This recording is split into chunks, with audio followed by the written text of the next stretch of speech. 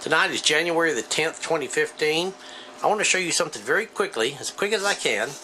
An old general radio amplifier and null detector, model 1231B. There's also a 1232, which is a tuned amplifier and null detector, or amplifier and tuned null detector, however they describe it, I'm not sure.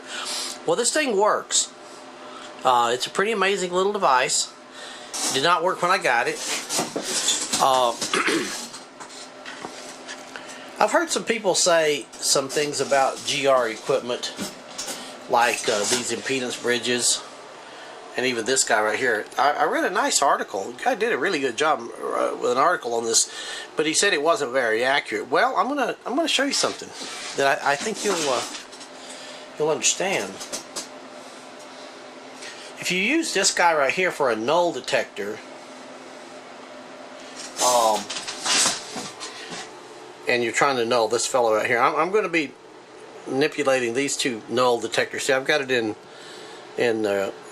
null right here, balance, Y initial balance, and I'm going to be manipulating these two, and I'll show you what I'm talking about. What I've got is the input right here. I've got it in the less than 30 millivolt range, so it's very sensitive. This is the gain, where I can crank it up, and as I manipulate these, watch the null here. See, there's a null right there, and the other one, see, there's a null right there. Okay, and then you would switch it over to Y measure, and then you'd do your thing down here. Well,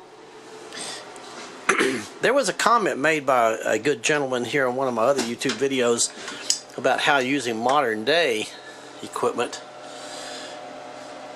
enhances these guys right here, and I'll show you why. Here's a spectrum analyzer where I'm looking at that same signal. Now, as I manipulate these same two, this is what you're looking at now is the best null I can get out of that detector. But when you look at that, see, when I manipulate the two over there, the null detector ones, I can get it down totally to the noise. That's going to make this instrument much more accurate. There you go. That's the bottom line right there. And I find these instruments right here to be extremely accurate. Okay, with that said, I wanted to throw that out. Now here's another thing I want to throw out. I don't know the year these were made, probably 1940s. And as gorgeous as they are, they have some real kinks in them. First of all, they take a couple of batteries. These are the filament batteries. Look at that.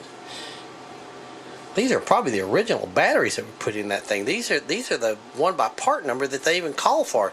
And look, these things are probably 50, 60 years old, and they didn't pop open and eat it up like these batteries that we have today. These we have today, if you go and buy batteries today and put it in there in 3 years, it will have destroyed this unit right here.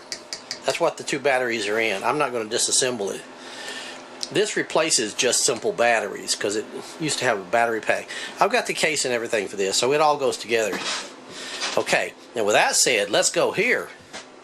Be very, very careful if you buy this kind of stuff on eBay, because look at the batteries that have to go inside. It takes 4 of these. These are 1.25 volt. They're probably some kind of little mercury cell, and of course they're dead. Now, to make it work, I put 3 AAA battery, AA batteries in series and wired them in. This is the negative side, that's the positive side. It's a very strange circuit, and of course I'm not going to leave it that way, but I wanted to see if I could make it work. And this biases the grid of this tube right here, I believe. Very, very strange and interesting. The two 1L4s that were in it were very, very weak. Fortunately, I have some, and these are the ones that came out of it. They see 1955, some 1L4s. I put OK on these. Not that they're not as strong as the ones I put in there. This little TV7DU tester actually tested it and told the truth.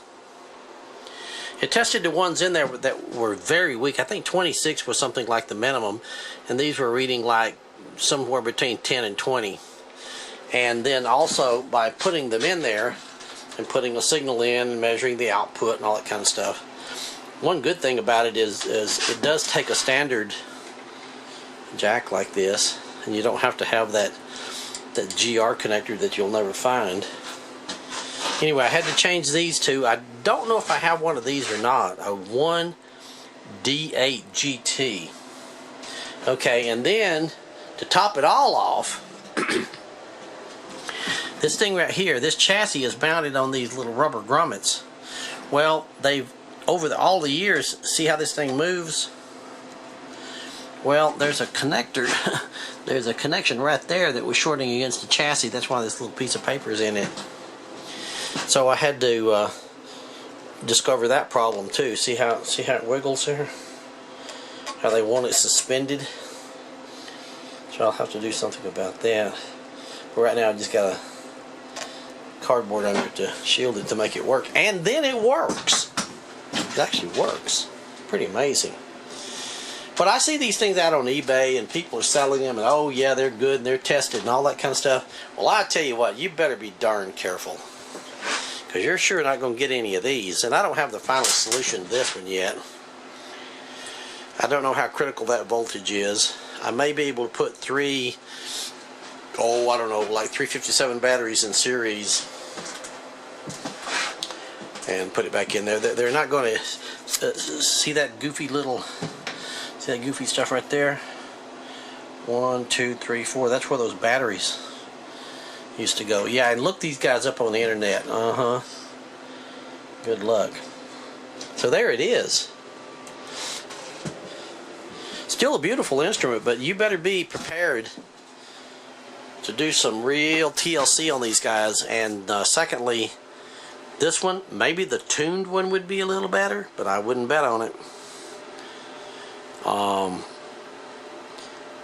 To be used as a null detector for these beautiful old bridges. The best thing is right here. Okay, let me show you this. Okay, let's take this off and plug it in here, and I'll show you. Okay, see where it is right there? Actually, I think I just did this.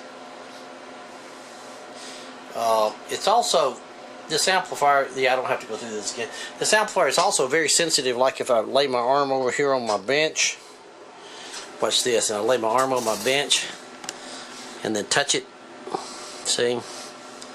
Watch the meter, see? If I actually get my arm against it, yeah, see, it's just extremely sensitive.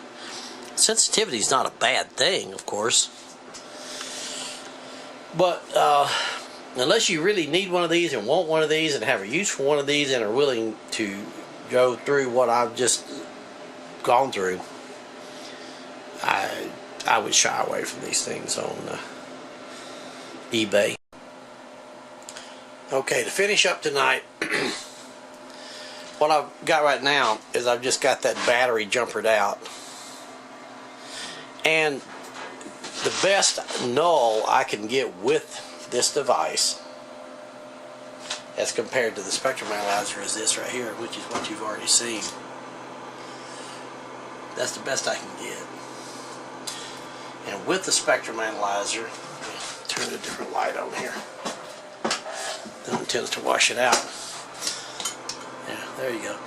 And the best I can get with this one is actually, I think I've shown a couple of times, all the way down actually to the null level, down to the noise floor.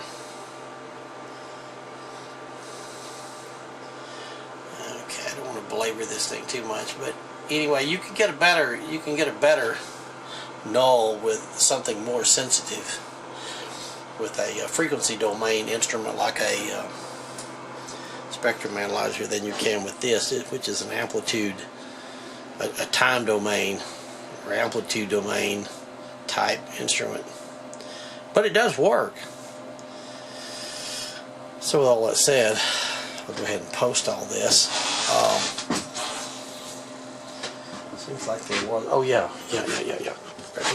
This is kind of important. Let me show you what that battery is. I think this thing will focus on it. The battery in this thing is actually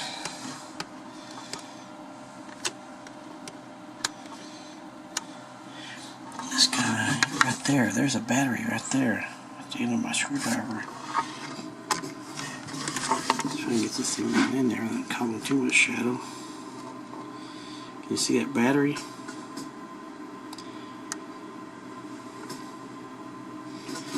Right there. Those four goofy little batteries, two of them I think I've dropped on the floor, but anyway, that's these four little batteries that are in series.